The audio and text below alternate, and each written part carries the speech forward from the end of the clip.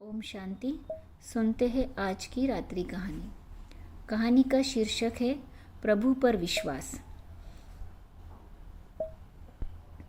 एक व्यापारी की बड़ी अच्छी स्थिति थी। व्यवसाय अच्छा चलता था, पैसा भी खूब था, व्यवधान भी आते थे।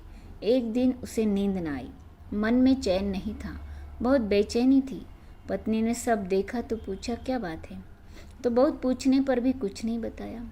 दूसरे दिन भी उसकी यही हालत थी। तब पत्नी ने जिद की और कहा, आपको बताना होगा। तब व्यापारी ने कहा, यह मत पूछो, अगर तुम सुनोगी तो तुम्हारी भी मेरी जैसी हालत हो जाएगी और तुम भी बेचैन हो उठोगी।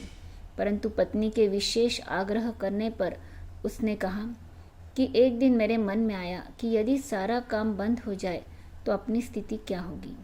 तब मैंने सब हिसाब लगाकर देख लिया कि अगर आज व्यवसाय बंद हो जाए तो 7 पीढ़ी तक काम चलने लायक धन होगा, परंतु इसके बाद कुछ नहीं होगा।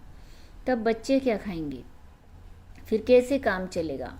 यही सोचकर मैं व्यथित हो गया हूँ, मुझे चिंता हो रही है। पत्नी बुद्धिमती थी, बोली, ठीक है, अभी चिंता मत करो, कल एक संत के पास चलेंगे, उनसे अपनी समस्या का हल पूछ लेंगे।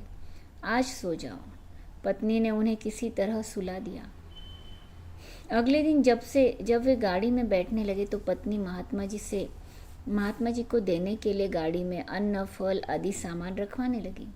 यह देखकर पति ने कहा, यह क्यों रखवा रही हो? यह सब तो मैंने कल हिसाब में जोड़ा ही नहीं है।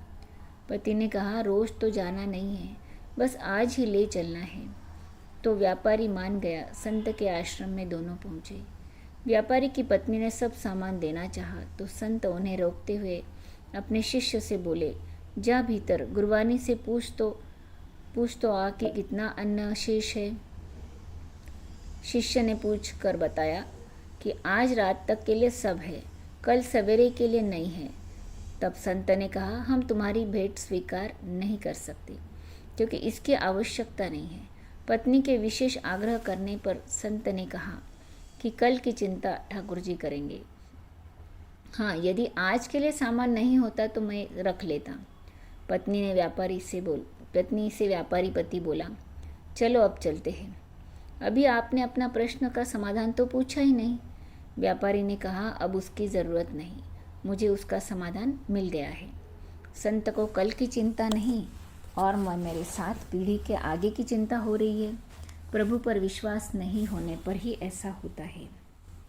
इससे हमें सीख मिलती है कि कई बार हम निरर्थक एवं अंतहीन कामनाओं के कारण अनावश्यक चिंताओं और तनाव से घिर जाते हैं, जबकि कामनाओं को त्याग कर हम सहज ही उससे मुक्त हो सकते हैं।